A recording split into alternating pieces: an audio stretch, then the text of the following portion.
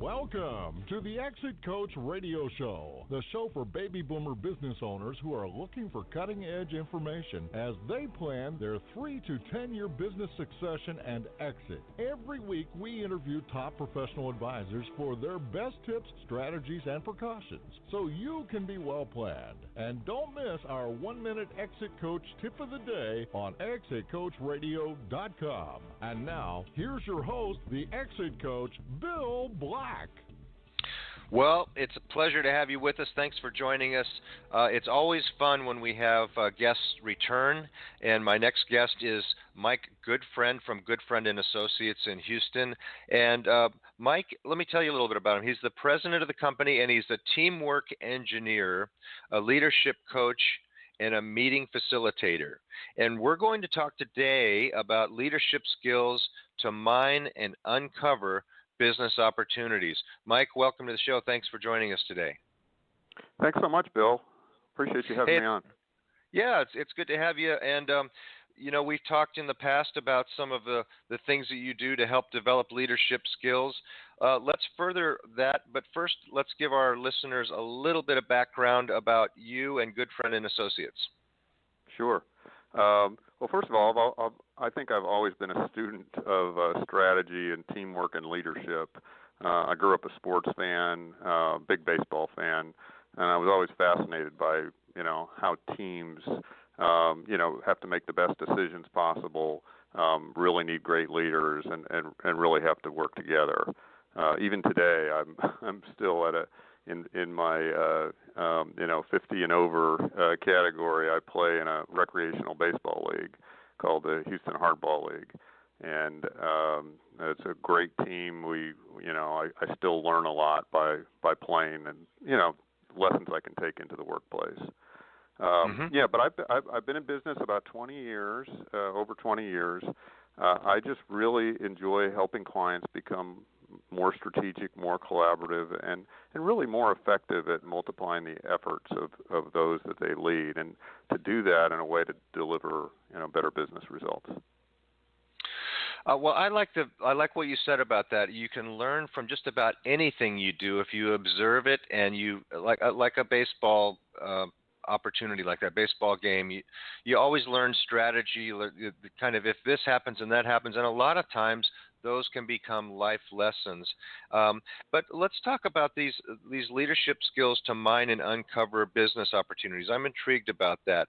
So what are some of the key leadership skills needed to mine and uncover business opportunities?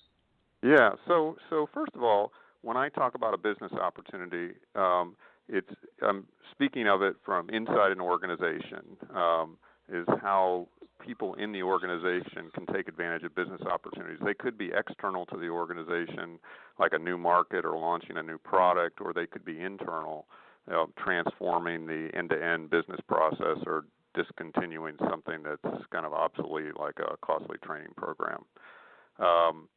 So really, some of the leadership skills that are really critical that I've seen. One is data analytics. It's so important, whether it's kind of doing market analysis. And a great example of that, you think about baseball. It's data analytics has transformed Major League Baseball. Probably many of the listeners and yourself may have heard of Moneyball, the book by Oakland A's general manager Billy Beane, and Sure. and how those statistics really can transform how the game is played. And I believe the same thing occurs inside an organization if they're capturing the right data and collecting the data both externally about the market and about competitors, as well as internally about their business processes and kind of strategic dashboards.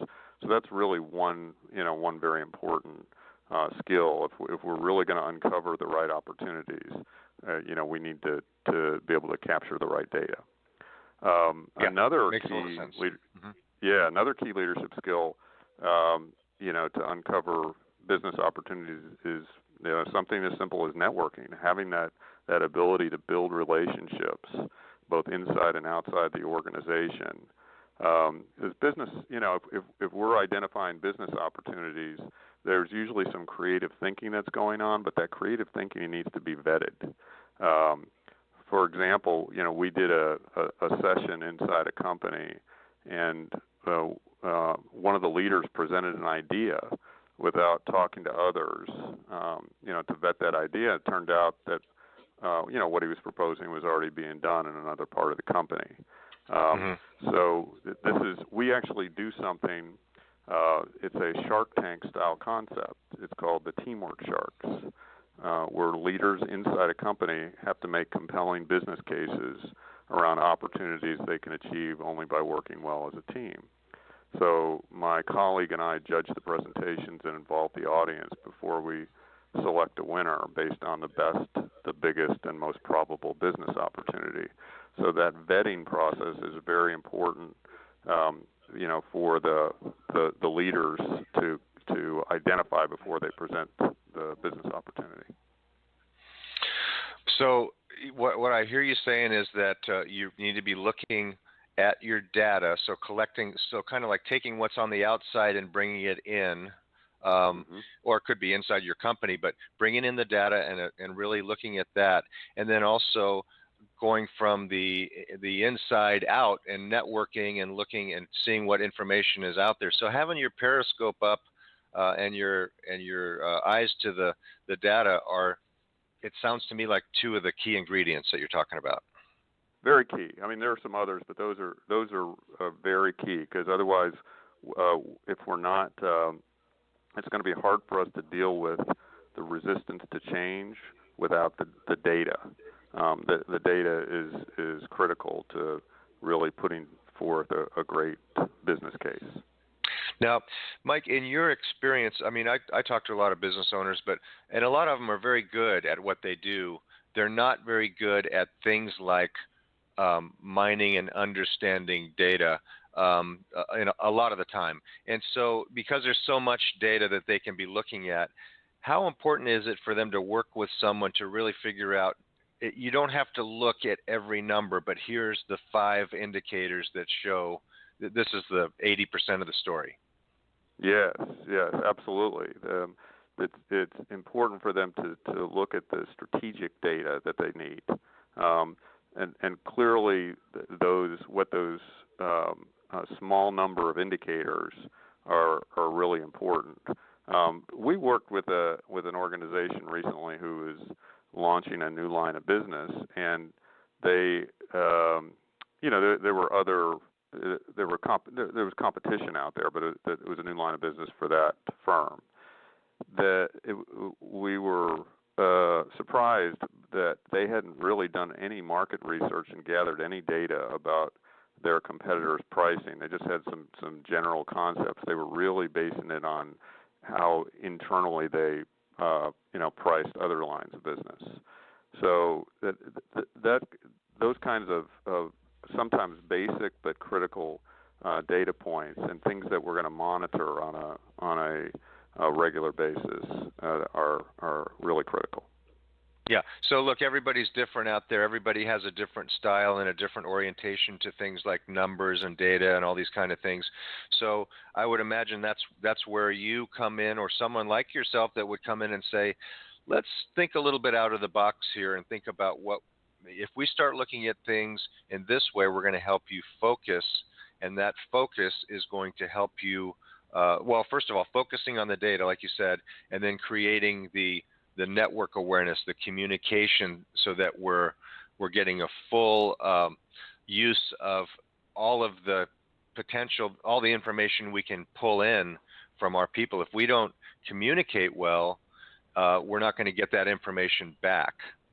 So Correct. What are some of the greatest challenges, like inside of an organization, that would help take advantage of these business opportunities? Yeah, so as I mentioned just a second ago, resistance to change is always a great obstacle, and the ability to influence people is key. So one of the things that we teach a lot is how to build and present a business case in order to break down the resistance and enroll people in supporting the business opportunity. So we actually, as I mentioned, this approach that we take we think is fairly unique.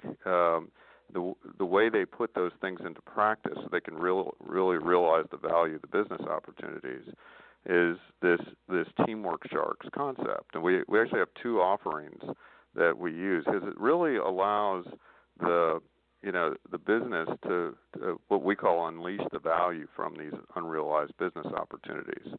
So one of the offerings that we have is what we call the Teamwork Sharks Leadership Challenge. And, a lot of companies do leadership development. And so this is a leadership development program that there's kind of three phases. One is some one-on-one coaching and then some group workshops. And the third phase is a Teamwork Sharks event where those leaders who have been learning have to identify business opportunities and make the case for cross-functional business opportunities they want to lead. And we judge the winner based on the best, the biggest, and the most probable business opportunity. And then the other offering is what we call the Teamwork Shark Strategy Challenge, and that's a strategic planning process where a Teamwork Sharks event helps uncover, prioritize, and select the key strategic initiatives to help deliver on the strategy, for the upcoming year and beyond. I like it. So you're basically making a competition out of creating opportunity ideas and strategy ideas. Yes, because it really does. You've really picked up on it. There's really three things that come out of it. Number one, the leaders have to mine and uncover business opportunities, and we coach and guide them in how best to do that. But they also have to learn how to build and present a great business case. And we know leaders inside organizations, and a lot of your listeners will tell you as business owners that that's always a struggle to get their leaders to really present great business cases so that decisions can be made and action can be taken. But the competition is what really stretches them. Even though it's in many ways friendly competition, is everybody wants to be the best and present the best idea. So it's a situation where everybody wins. Well, and you're taking what's become on TV, at least the concept of the sharks. You're taking the concept where people can see. You don't just walk into the Shark Tank. I think you're taking that name from there, anyways. You don't just walk into there unprepared. You have to do a ton of preparation. It has to be succinct. It has to be clear, and it has to be something that they're going to pop their eyes out basically with. So I like that a lot. I think that's very smart because people can really kind of it turns it into fun, but the value that the company would get of receiving all of that information back from their teams is, it seems. How many people usually? How does it break down? Let's say you have a group of 100 employees, as an example, in a smaller company. Well, I'll give you an example of a program that we're doing right now. There's actually 8 people going through this 6-month leadership training. So all 8 people are going to, be presenting a business opportunity. Now, we also, in the strategy challenge, we can make it so that anybody could bring forth, the idea. But there's several phases. People have to submit nominations. We make a cut and then interview a greater, or a smaller number of people, and then we make another cut, and we have finalists who actually present at the event. Okay. I love the idea. I love the concept. But more importantly, the leadership development training is so important today. We have so many business owners that are thinking, and I hear this over and over again. Our last guest said this. I may just stick around for my business, but I want to go from overtime president to part-time chairman. I may not sell the business, or I might sell it. Either way, I'm going to need strong inside leaders coming up through the business. And sometimes people have been chosen in their positions because of they're a family member, and they may be great people, but they may have some deficiencies in leadership skills because they've never really had to be the leader, or others that are younger up-and-comers that may be great technically, but they need to develop those leadership skills. What are some of the ways that business owners can determine whether their employees need this kind of training? Yes, great question. So this type of training, we should always be looking at it when we have an organization that is where the executives are, going to need to be succeeded. Somebody's going to have to succeed them before too long. Where there is the assessment of the individuals is that they wouldn't be ready today if that person left the company or was incapacitated. So we should always look at today in terms of that need. Is right. If something was to happen today, is somebody ready? Right. No, and that's most companies I talk to. And I've had situations where business owners passed away suddenly and left, I have one right now, left a mid-20s son there who's a good manager but not a leader. And with the right kind of training, he could be a leader someday. But that's something. It should have been that my friend turned the business over to him 5 to 10 years from now, after his friend had been engaged in leadership training.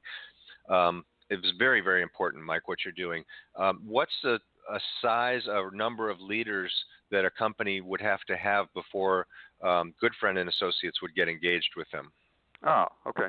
Yeah, I mean, we work with companies really that could be $5 million in revenue, and it could be a multinational, and we work with all sizes. Usually when the organization is very large, we're working with a specific business unit or function. So, we usually work with organizations that have some leadership team that's somewhere in the 4 to 8 member range. So, okay. If that helps. Yeah, that's what I was trying to get at is if you have a team. Now remember what Mike and what Goodfriend and Associates does is they're teamwork engineers, so they're helping that team work together stronger. Leadership coaching to help those leaders of tomorrow get the skills they need to take over someday, and meeting facilitator so that you're making the most of your time. How many times do you have a meeting where it's like, well, let's talk about the fires we need to put out. Let's talk about like the next 90 days. But how often are you thinking about the big picture, the future? You need somebody to come in and help really get everybody on the same page. And it sounds like that's what you do at Goodfriend and Associates, Mike. You bet. It's fantastic. It's so needed in businesses. Now, if someone says, I really need your services, how do we get in touch and start a conversation with you? Sure. So my website is probably the easiest way to get the information. It's goodfriendconsulting.com. Goodfriend, just like it sounds. And my phone number is 713-789-6840. And real quick, if there's also on the website, there's some articles that you can access at no charge, what I call Goodfriend Insights. And there's some articles like Lessons from Yoda, What I Learned as a Little League Manager, Dr. Jekyll and Mr. Hyde. So some interesting reads if anybody has some interest. So they just go to goodfriendconsulting.com. Well, I love that idea, too, that there's ways people can get to know you through some of the articles you've written. And, of course, they can go there also at Goodfriend Consulting and find out about the Teamwork Sharks Leadership Challenge, right, and learn more about that concept. I love that idea because, work should have some elements of fun to it, and it should have some competition, and you bring out the best in everybody when you do that. So, Mike, great job today. I really enjoyed talking with you, and I think what you're doing is so important to the future for a lot of these business owners we're talking to. So thank you so much for coming on board today, and I look forward to the next time we have a conversation. Thank you so much, Bill. All right, we're going to take a short break. We'll be right back after this. Please stay with us.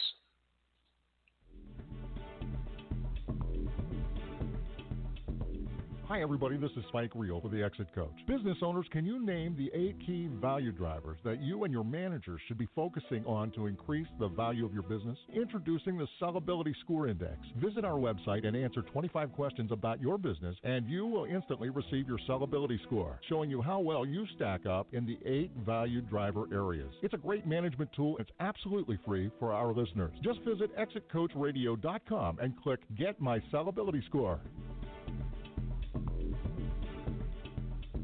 Does thinking about what will happen to your business if you're gone keep you awake at night? Will you get the price you need from your business to carry you through retirement? The BEI Network of Exit Planning Professionals is the world's leading advisor network with the power to help business owners transition out of business on their own timeline and terms. Ask your most trusted advisor to create a BEI plan for you, or visit us at exitplanning.com. That's exitplanning.com. Thank you for listening to Exit Coach Radio.